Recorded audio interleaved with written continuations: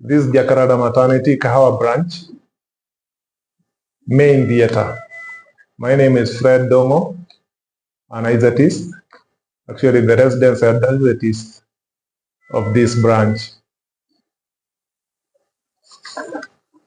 For a long time, people have been having quite some questions that have gone unanswered from several quarters. There are some who have asked questions with regard to anesthesia, even in forums that are non-medical. And the explanation and the answers that are normally given, there are times you listen to some of those explanations, and to me I can just classify them as myths. They are narratives that have been there, like I can have paralysis after spinal anesthesia. My spinal cord is my spinal cord going to be injected with that drug? And all those kind of questions. So I'm here to explain to you and to demystify some of those myths that have been misleading quite a number of people, especially in Kenya. Now, inside here you can see my anesthetic machine. Actually, this is my office.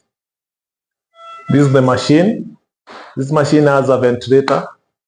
It has some anesthetic gases. You can be able to see this is isoflurane, this is sevoflurane.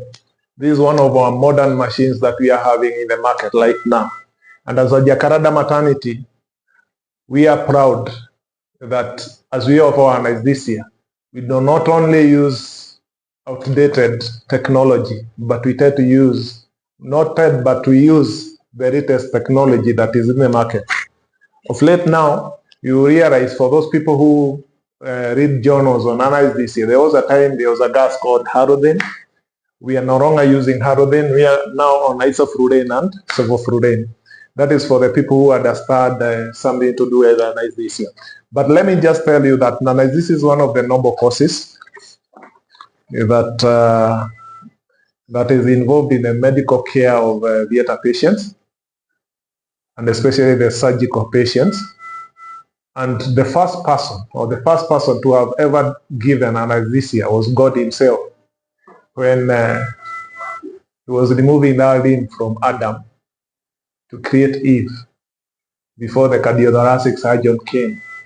So he had to make Adam sleep and all that. Now, when you're coming in for surgery, majorly there are two specialists involved. There's the anesthetist and there is the surgeon who will carry on the surgery. The surgeon does the blood part. The anesthesia role is on the brain's part. So there is a separation, especially for lower abdominal surgeries. There is a barrier in between the surgery site, the surgical site, and this other anesthetic site. So the anesthetic site tends to work on with drugs aided by this monitor. The monitor will be able to give you the saturation, the BP, the ECG. If I could have connected to a patient, you could be able to see how the ECG waves are learning, and the saturation wavelength is learning, and all that. So those are not just fancy things that you put on the patient, but they have a scientific interpretation and a medical interpretation whereby you manage your patient guided by your physical acumen, the way the patient is presenting from your physical examination, and the way the monitor is also explaining to you. So these kind of monitors, they are rarely found, by the way. There are some hospitals that don't use them, but we are privileged that we have some of the best monitors in this facility. Now, for you to be admitted in theater, I'll take you through some of the things that I have to ask a question. There's a questionnaire that I'm holding here. So this questionnaire, it has got several questions. The questions are based on all the body systems that a human being has. Somebody may ask, what are these body systems? For those people who did biology, you well know that The basic unit of a human being is a cell.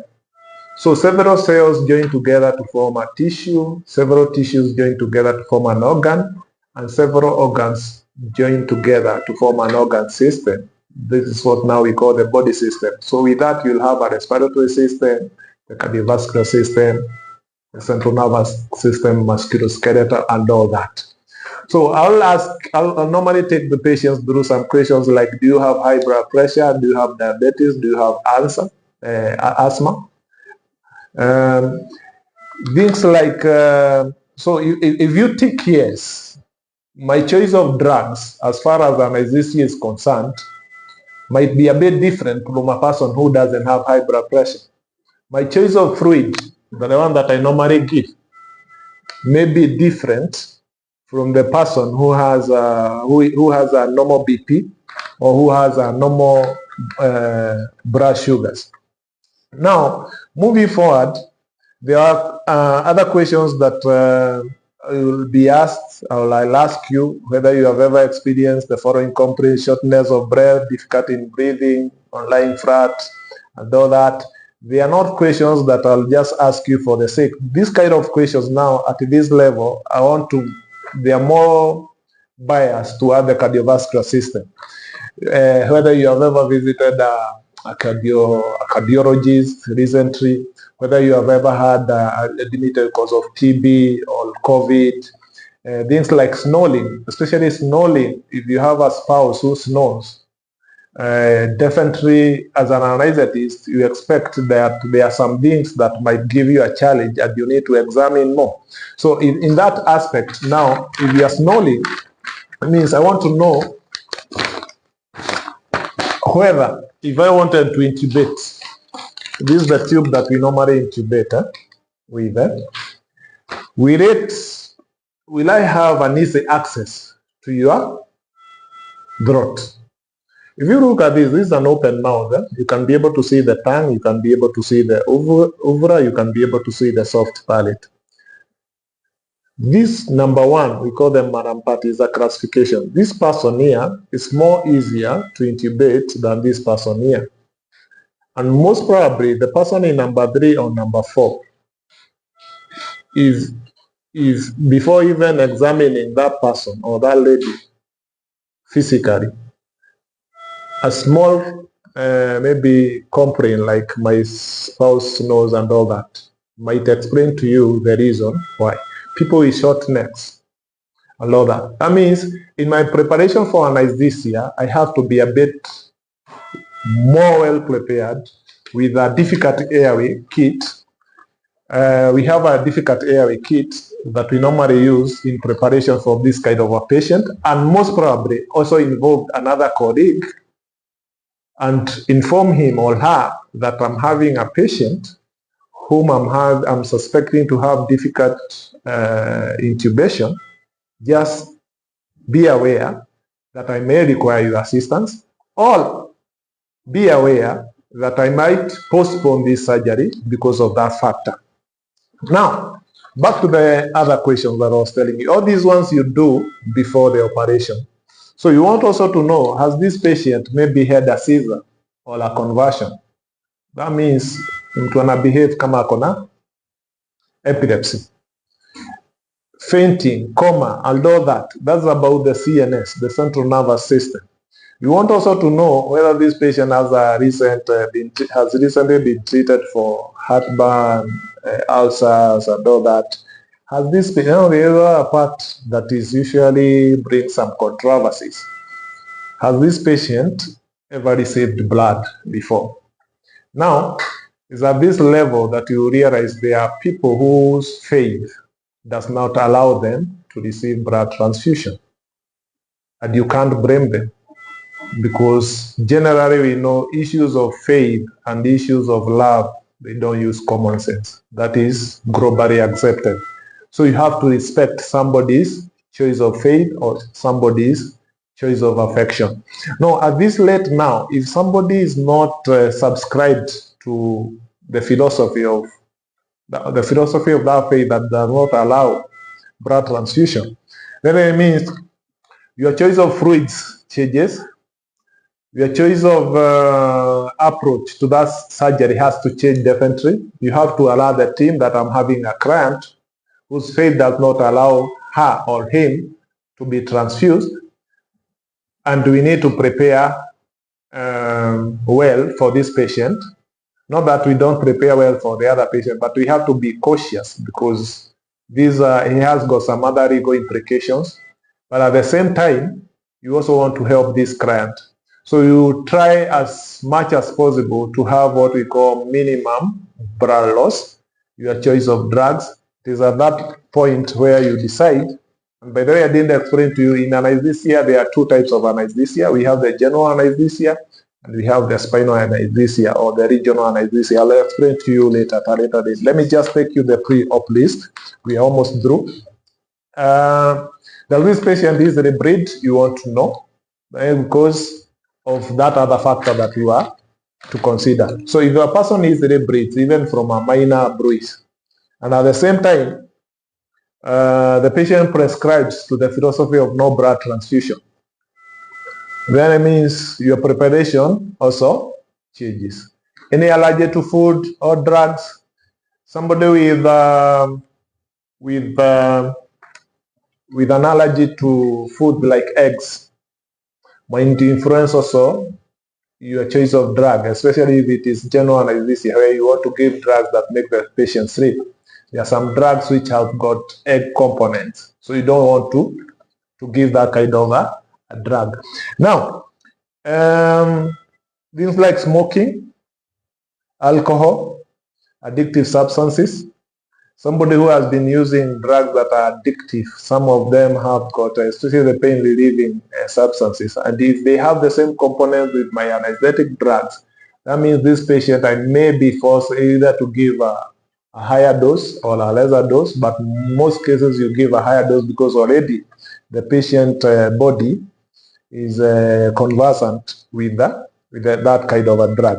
Things like dentures, roasted, pacemaker, all that, you want to know whether this patient has those gadgets. There are times we postpone surgery, having planned for surgery, then at the last minute, the patient tells you, at one point I had a heart operation and there is a pacemaker. So at that point, you want also to ensure that you have a cardiologist on board, or the patient should be reviewed by a cardiologist. You also prepare well for post-surgery management. Most of those patients, you want them to be managed in a HDU setup. We have several levels of HDU. I want to go much into that. Then you go to, has the patient ever received an anesthesia before? So at that point, you want to know which type of anesthesia. Was there any complication that was had? Did this patient experience nausea and vomiting? So I'll explain to you what causes nausea and vomiting. Experience severe headache after surgery. Was the patient aware? Especially in general anesthesia, there are times, because you are relaxing the muscles and you are making the patient sleep at the same time, the patient could be experiencing pain during surgery, but the patient can't talk because already the muscles are relaxed. So that's what we call now awareness. So the patient can be able now to feel pain but can't talk. Did that patient experience that? It's a very traumatic experience which you don't want your patient to have. And if it occurs, there are some drugs you can give that causes what we call retrogressive amnesia. You forget past things. So there are drugs that have got that ability. So this is a patient whom you consider to give that kind of a drug. And the type of operation. So once we are through with this kind of document, the patient always signs, and I also countersign. Then from there, the patient goes to do the consent and all that. So that's about the basic things of how to prepare a patient for anesthesia. Now we go now. This anesthesia thing, there are two types. There is the regional. The regional one are like now the epidural, the Rocco ones like circumcision, just infiltrate a drug somewhere and you leave. And we have the general.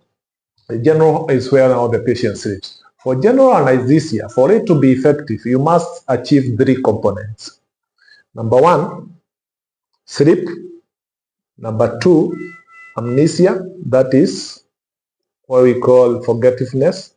And number 3, analgesia. So, hypnosis, that is sleep, amnesia, forgetfulness, and number 3, analgesia, pain-free. So, for general anesthesia now, it will involve 3 levels of drugs. There's a drug that will give for the patient to sleep. At times, this drug could have the second component. It can give you the sleep and at the same time give you the amnesia, the forgetfulness, and there is the analgesia. Most of the time, the analgesia part, you have to give drugs. There is also a way you can give the hypnosis, the one for sleeping drugs, and you still also achieve your analgesic effect. In other words, there is a dose, like those guys who overdose themselves. Even if you stab them with a knife and something, they may not be able to feel the pain because the level of drug that is in their body has already blocked some part of their CNS where they are supposed, where the pain is interpreted, and they can't feel pain. They only feel that pain when that drug is excreted from the body. Now, in Jakarta maternity, over 95% of our procedures are CS sections, cesarean sections. Now, between the general anesthesia and the spinal anesthesia, which one is better? There is always that question. I always have a conflict in between patients choosing, explaining to them the reason why we should go for spinal and not general. Or at times where I've chosen general and not spinal. Anytime I choose my drug, my method of anesthesia is based on what I took you through this document. Now, for spinal anesthesia, it's usually safer and better in cesarean sections. When you are pregnant, there are some body changes that occur. And by body changes, I say they tend to affect your body systems. There are some that there is a way that your cardiovascular system changes when you are pregnant, like your blood volume increases, what you call the plasma volume, and it tends to increase. It can increase as high as 30%. Your respiratory system changes, your CNS system changes, your joints or musculoskeletal system also changes. It is at this particular moment now that those body changes, they tend to be pronounced more when you are giving general anesthesia as opposed to when you are giving spinal anesthesia. For instance, an intubation or fixing a tube into the throat of somebody who is pregnant can give you some challenges as opposed to a non-pregnant client, because there is always congestion that occurs because of the pregnancy itself. So that means during at the point when you want to intubate, because when you intubate, you use this called a laryngoscope. So by that point already the patient is asleep. So you open the mouth with a laryngoscope, then you intubate. Once you intubate, I have this is what I will connect now to the machine. Once I connect now to the machine, the next thing is either I bag manually or I use a ventilator. So that's what I mean by intubation. So people who are pregnant, at times they can give you the challenge of intubation because of some of the congestion. Remember, this patient is lying flat and there is a gravid abdomen that tends also to compress the diaphragm. At the level of the diaphragm, we have the stomach. So this stomach, if, for instance, I told you, remember during the preparation, they normally tell you guys, from midnight, don't take any food substance. Start from midnight or from 10 p.m. But somehow there are people who don't have that discipline. They'll take even ugali in the morning on the day of surgery because they know after surgery, I'll definitely maybe the next meal I'll have it maybe after 1 day or 2 days. Now, unfortunately, if I choose GA or the general anesthesia, what will happen is that at the level of intubation, there might be the regurgitation of the food contents in the stomach into the mouth. So as I'm intubating, I'll have a competition between the food from the stomach, regurgitating back, what we call aspiration, and inserting the tube. And you can easily insert a tube where already aspiration of food materials have gone into the lungs. So if that thing happens, at times is a concern to us as an anesthetist. The surgery will go on well, but this is a patient whom after the surgery, you will not take this patient direct to the ward. You'll have to take this patient to ICU or HDU. And at times the relatives may not be able to understand the reason why the patient is talking after surgery and all that, but you have decided to take that patient to HDU or ICU. It's because during the intubation process, there was some aspiration that went into the lungs. And they can easily have some chemical reactions in the lungs to end up with a form of pneumonia we call aspirational pneumonia. That one now is the work of the physicians and the intensivists to treat at the ICU level. So, if you have decided to choose that method, that is one of the disadvantages or one of the side effects that you can have when you are going for the general anesthesia. That's why you'll tend to see in most hospitals, they'll avoid that method or that type of anesthesia and go for the regional anesthesia. For the regional anesthesia, let me first of all explain to you that the spinal cord ends at this level. We don't inject the spinal cord.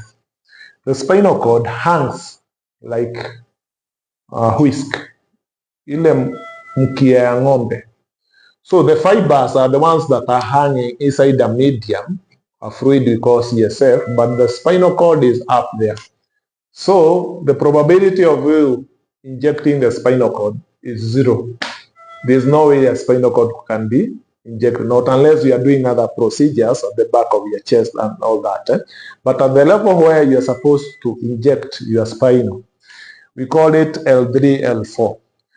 We go back to biology, lovers of biology in high school. We used to have some small bones, we used to call them thoracic, cervical, thoracic, lumbar. Those L's are the lumbar vertebrae. They are called vertebrae. Then at where I'm sitting, there are some other small bones we call the sacral vertebrae. They are the ones that support your spinal cord. So at L3, L4, because we have 5 vertebrae, at L3, L4, and at most L4, L5 is where you give your spinal anesthesia. So at that level, there are fibers that are hanging there, so they will be blocked, and at the level of just slightly above your umbilicus, that place will be blocked, and you will not be able to feel any sensation because the pain sensation is fled from those fibers and interpreted at the brain. Then you'll have a jerk and all that. You remember that jerking reflex and all that. Now, the spinal anesthesia tends to be safer as far as CS is concerned. So there are so many things that I can talk about general and spinal anesthesia and all that. I may not be able to exhaust everything. Remember, these are course or a program that you are trained minimum 2 to 4 years, depending at which level you want to operate. So now this one now answers the question. A common question that is normally asked: what type of anesthesia are used for C-section? Now I tend to think now I've answered your question. The reason why we tend to use a spinal anesthesia. Will I be awake during my C-section? Now, if spinal anesthesia is given, definitely you'll be awake, but there will be a barrier separating you between you and the surgeon. So most of the time you'll be having a conversation with the anesthetist. So in our training, we are trained in a way that you keep the patient engaged in that conversation. Of course, times for those people who have passed through my heart, sometimes I have those crazy stories, and some tell me those are stories ajaba, but they may sound stories ajaba, but let me tell you, they are meant to ensure that you are awake, because somebody who is having a conversant conversation, fully awake and all that, then all of a sudden you ask her, is like, oh, you'll definitely know, guided by your monitor, that we are having a problem in this patient. Either there is excessive breathing going on the other side, or your drugs are compromising some body systems. You need to do something. That means at that level now, because you are awake, I'm able to handle you well with the drugs that are supposed to counter the effects that are making you not to be awake at that particular point, because I've not given a drug to make you sleep. So the reason why you're sleeping means there is a problem with the drug that I gave, or some others that I've given that are making you feel that. So if I feel now at that particular point, I need to intervene even more better, I'll change now to general anesthesia and put you on the ventilator. How long does this spinal anesthesia take? Most of the time, there are other adjuvants or some additions that we normally add to that spinal drug, either to potentiate or to prolong the effect of spinal anesthesia, but on average, it's supposed to take 2 hours. So if you are anticipating to do a surgery that goes beyond 2 hours, that will also influence your choice of anesthesia. At that point now, you may not go for general anesthesia. You'll have to, for spinal anesthesia, but you'll have to go for general anesthesia, kulala. So, there's this question now, I've been asked by several people,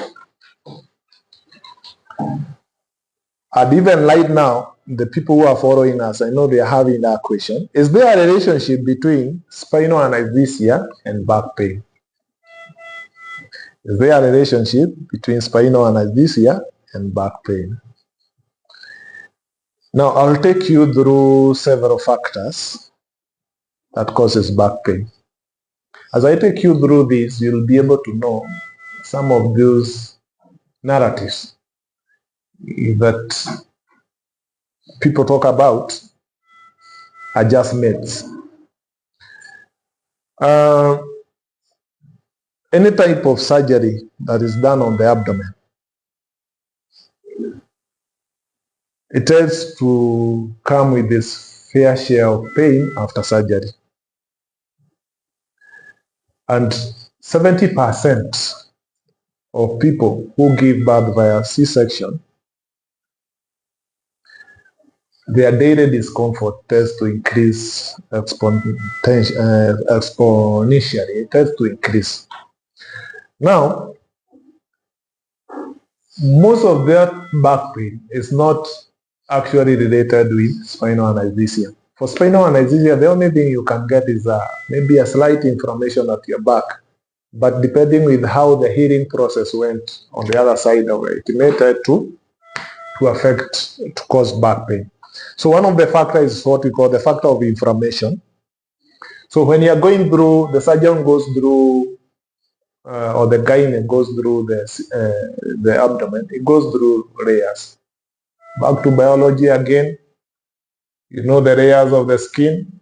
So the epidermis, dermis, the fat layer, the other muscles in there, then up to the uterus. The uterus has got its own muscles. You go through those muscles, you remove the baby. Then once you remove the baby, the surgeon sutures those layers retrogressively up to the skin.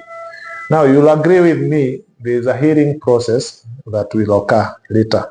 So this healing process includes inflammation. For any healing of a cut anything that, any cut would you sustain, inflammation is there. So the inflammation will end up forming a scarring. At times it can form a scarring tissue, and it tends to form a scarring tissue, which may happen in different magnitudes.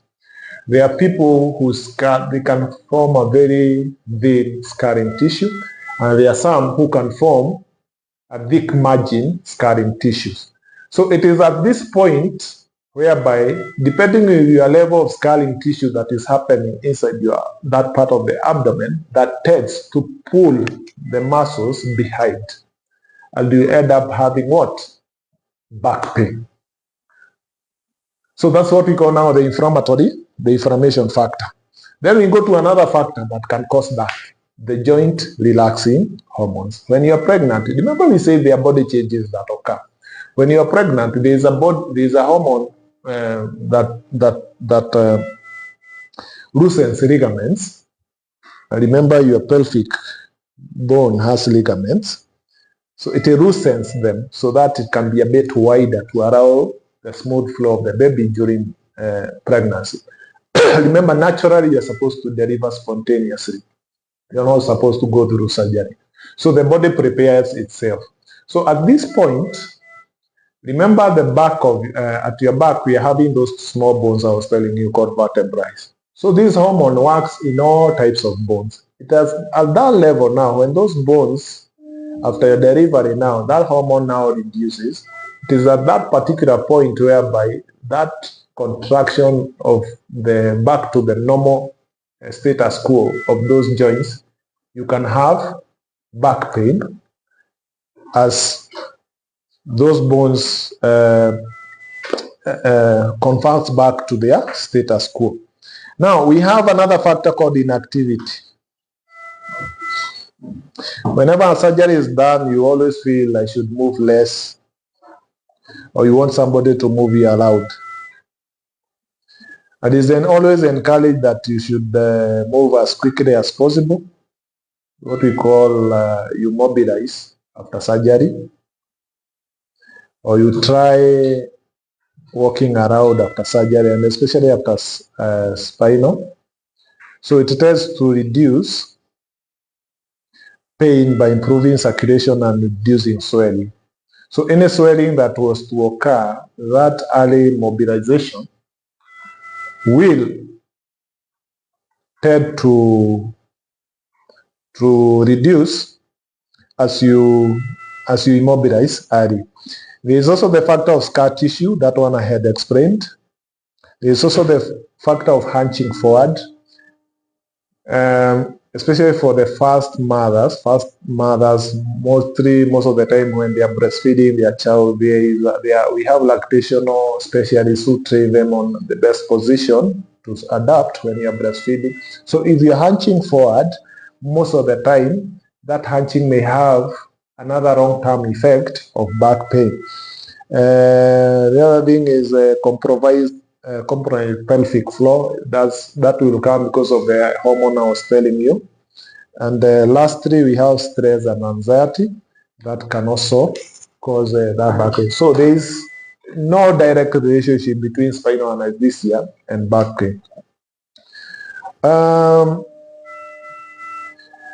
There are several questions that I've seen here, but most of these, I'll only answer the ones that are directly related to anesthesia, because some can be well explained by a gynecologist, but I can still assist in some. Like how do I care for my CS scar? That one I'll leave it to the midwife. We'll have a session for a midwife, and we also have a session for a gyne. Stay tuned on this page. That question will be answered. My wife had a bladder injury after cesarean surgery and stayed with catheter for 2 weeks. Why did that happen? That's also another question for gyne. But these things happen, especially in theater, and I'm involved in observing them. But one thing I should tell my followers is that the ones who are preparing for surgeries of that, bladder injuries are very forgiving. They are very forgiving. So not unless it is not observed, that's the only time it can be fatal. But as long as the one operating has observed it, the repairing will be done. There will be aiding of your micturition using a catheter. That one will ensure faster healing, and you'll be able to continue with your normal duties and all that. So the reason why you stayed with the catheter for 2 weeks was because it was a way of enhancing the healing process. You don't want, a bladder is like a gourd or a container or a tank. So you want to keep this bladder as empty as possible. So remember, micturition, what we call kukojoa, it requires an autonomic response. The body has to interpret that my bladder is full, now you need to go and micturate. But at this point, remember, this bladder has an injury. You want, at this particular moment, that this bladder is as empty at most of the time as possible. So what will empty this bladder? Because the autonomic response can only be able to explain to you when that bladder is full. But at this point, you don't want it to empty when it's full. So you keep the catheter for quite some time. And within 2 weeks is an adequate time for that bladder to be healed. Is there any complication when you get a bladder injury during surgery? I think I have explained that. Do you do epidural or not, and why? When you come to regional,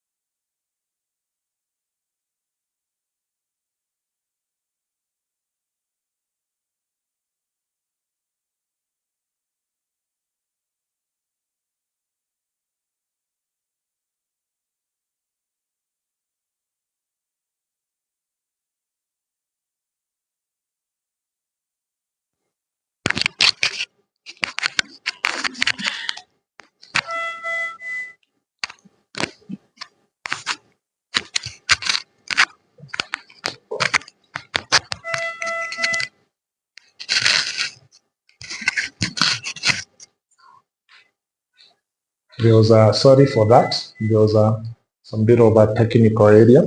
So I repeat the question again. Do you do epidural? If not, why? So I can either say yes or no, but I started by saying that if there is a difference between epidural and spinal, for spinal you have to get your subarachnoid fluid, then you inject the drug. For epidural, you don't get. There is a space between the subarachnoid space where the fluid is and the epidural space where you have now those which doesn't have that fluid. So this, for epidural, you give it up to that place whereby you don't have that space that doesn't contain the fluid. So the only difference is for epidural, you'll be able to walk around, but you have blocked the nerve fibers. But for spinal, you'll not be able, you have blocked the motor part of the body. So there is the sensory part, whereby I can block, like if I pinch you, you won't feel pain, but you can be able to lift this limb. But for spinal, most of the time, but not most of the time, but the way it's supposed to be, for it to be effective, the limb must not move, and the pain should not be experienced.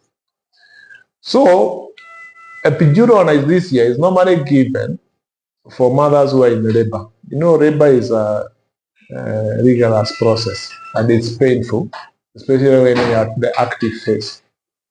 So with the recent advance in technology, the anesthetists are well trained to give epidural anesthesia.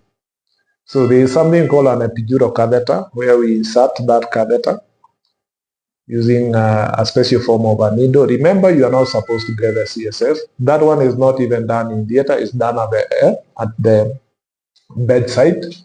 So you'll be able to block the pain fibers. The patient will be able to go through the process labor-free, but towards the point whereby there is the second stage of delivery, you are able at times to, not at times, but you are supposed to reverse that drug so that the patient can have the effort now to push the baby out. So it comes with its own challenges, because you need to have the anesthetist on the ground or a trained person on the ground. Most of the time, in some hospitals, they are training midwives to monitor patients who are under epidural anesthesia. But most of the time, the training is still done by the anesthetist or the anesthesiologist. So you stay with the patient until when the patient delivers. Now, in our facility, for you to give that kind of a service, it will come with this fair share of cost, definitely to the hospital and also to the patient. So if you are going to block my time, remember a normal labor can go for between, especially if you are first time, it can go between 12 and 14 hours. For a second time or somebody multipartner, somebody who has delivered before, it can go between 9 and 12 hours. Now, if you are going to hold me to stay with you for all those hours, then it means there's no way you'll pay the same amount with somebody who has come and is laboring the normal way. So are you ready? That's one thing. Our patients or our level of patients, because as a hospital, the management has its own objective or the kind of patients they want to be handling. So because this question has been asked now, as a management, we are also trying as much as possible to ensure that we offer this service, but it will come with that share of cost also. And even when it is being done, it also comes with that fair share of cost. There is the issue of the monitors that you are supposed to use, because the patient has to be on a monitor so that you can be able to see, even as the labor is continuing pain-free. You don't want a situation whereby the labor is, the active phase is continuing, but at the same time the baby is being compromised. It's now time now to go for CS, and you end up having complications relating to the neonate or the baby after delivery because of having administered epidural anesthesia. So my reason why we don't give anesthesia is basically because of that. There's the cost issues. There's the complication bit, because there's a likelihood of also this baby going for nursery or NBU admission. Our patients well able financially to cater for that. So if out of maybe 10 patients, it's only one who can afford that, then it's not somewhere whereby you may invest your energy on, but you might encourage that patient maybe to have a special preparation for her to get that kind of a service, and definitely to come with a cost. So I'm trying to look, there are several questions. What are the long-term effects of anesthesia during CS? I like this question. Anesthesia has got short-term effects, medium, and long-term. I'll not talk about the medium and the long-term and the short-term. I'll go straight to long-term effects of anesthesia. So if it was a general anesthesia, and most probably you had a loose teeth. So during the intubation process, you knock part of it. It might loosen even further or even extract that tooth, which might bring other complications like an infection, which might spread maybe even to your brain or heart, depending with your immunity or how you manage that. If you didn't observe it and you get an infection, those long-term complications can come as a result of erroneously extracting a tooth during intubation process. You can have, if it is spinal, and maybe because one of the, I'll touch a bit, one of the short-term effects of spinal anesthesia, you'll have a very low blood pressure.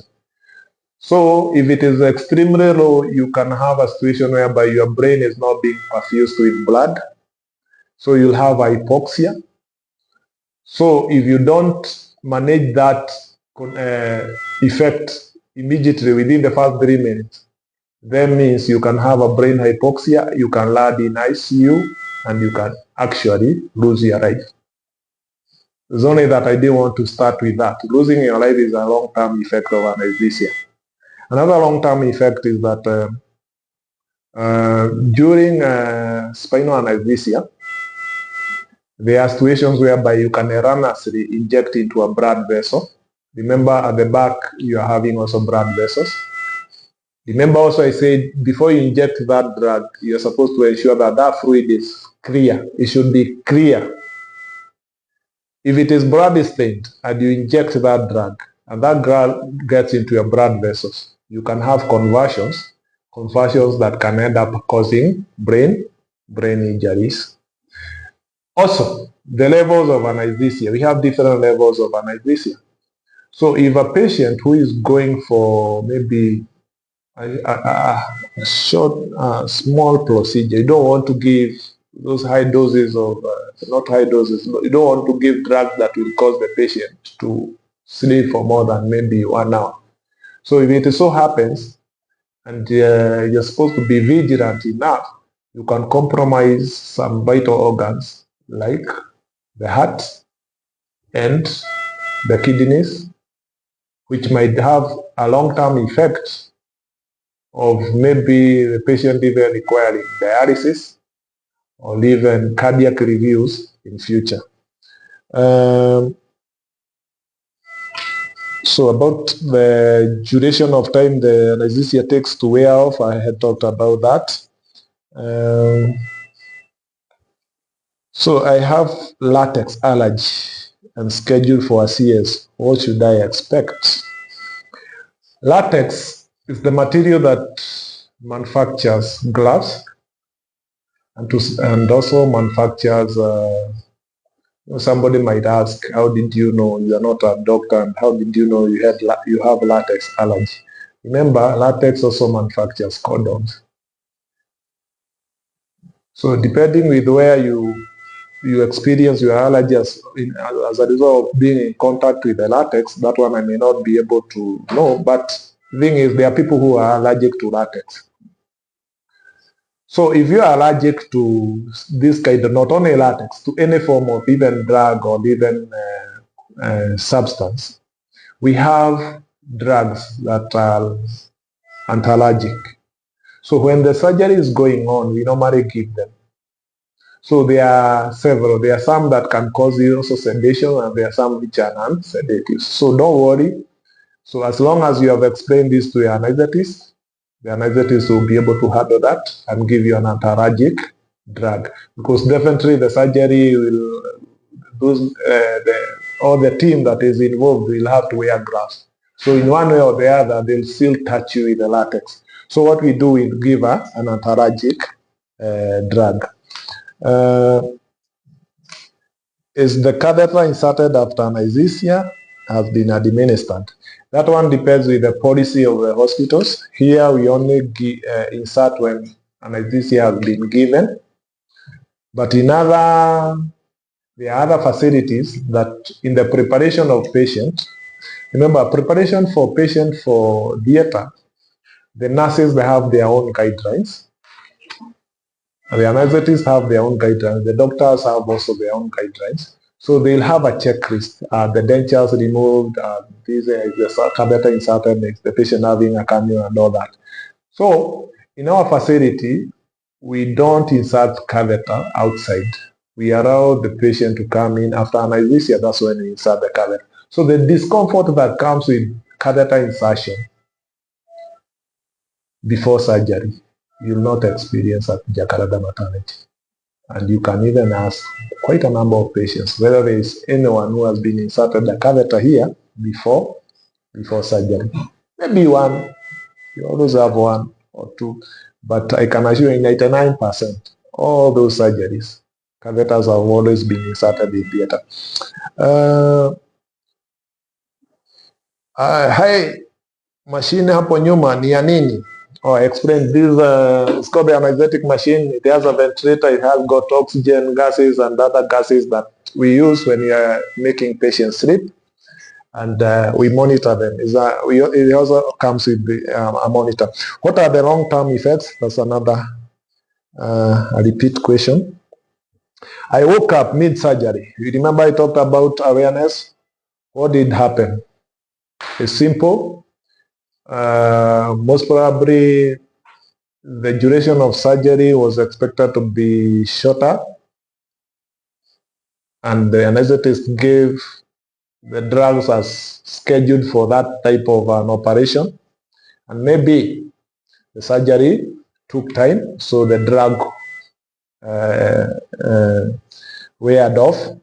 So what could have happened was that after the drug weared off, the timing was a bit late because we are not supposed to wake up. So the monitor, if for sure, I don't know where you woke up, whether they were using a monitor or not, the monitor could have guided the anesthetist that this patient is waking up. But in some situations whereby you can have a drug that could have maybe requires refrigeration, maybe the storage was poor. Remember, the anesthetist may not be everywhere to know this drug came to this facility on 1st of February, was it stored and all that. So those other factors may influence the potency of this drug. So you can give a drug that's supposed to last for 30 minutes or 1 hour. Then after 15 hours, you note this patient is waking up. That's exactly what happened to this patient. What exactly do I feel during surgery? Yes, that one the gynecologist will answer you. I said, tune into this page. You'll have all these other answers. So with that, I think the other questions here, they are more biased towards the gynecologist. So with that now, I come now to after CS now, or after our surgery. There's something called post-anesthetic care unit. You don't just wheel the patient outside and straight to the bed. There is a room, we normally take them, where you monitor how they are doing.